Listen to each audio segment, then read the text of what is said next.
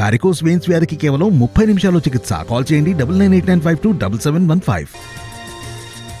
ఎన్నికలకు రెడీ అవుతున్న CM Jagan cadre మీటింగ్లు నిర్వహించాలని నిర్ణయించారు. ఇందుకోసం రాష్ట్రంలోని అన్ని జిల్లాలను 5 జోన్లుగా విభజించింది వైసీపీ. ఈ నెలాఖరు నుంచి క్యాడర్ మీటింగ్లు నిర్వహించనున్నారు సీఎం జగన్. తొలి మీటింగ్ ఉత్తరాంధ్రలోనే ఉండబోతోంది.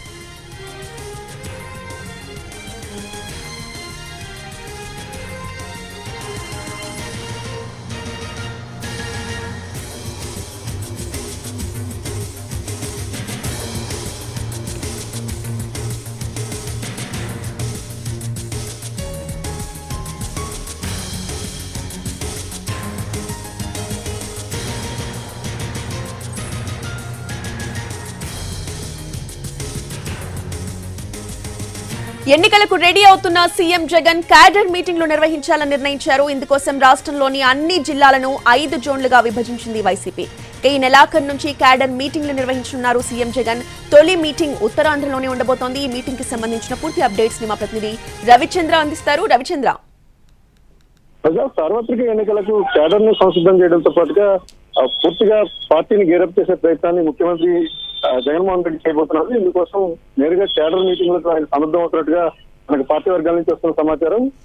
సంక్రాంతి తర్వాత పార్టీ క్యాడర్ మీటింగ్లకు సంబంధించి పూర్తిస్థాయి క్లారిటీ రాబోతోంది. ఏదైనా ఈ నెలాఖరు నుంచి పార్టీకి సంబంధించి సన్నద్ధత ఉంటుంది. ఇందుకోసం రాష్ట్రం మొత్తం అన్ని జిల్లాల నుంచి కలిపి 5 జోన్లుగా విభజించి జోన్ల వారీగా మీటింగ్లు పెట్టబోతున్నారు. ఆ మీటింగ్లు ఉత్తరాంధ్ర నుంచి ప్రారంభమయ్యే సూచనలు బలంగా కనిపిస్తున్నాయి. దీనికి సంబంధించి పార్టీ ముఖ్య నాయకత్వం కూడా చర్చించుకుంటుంది.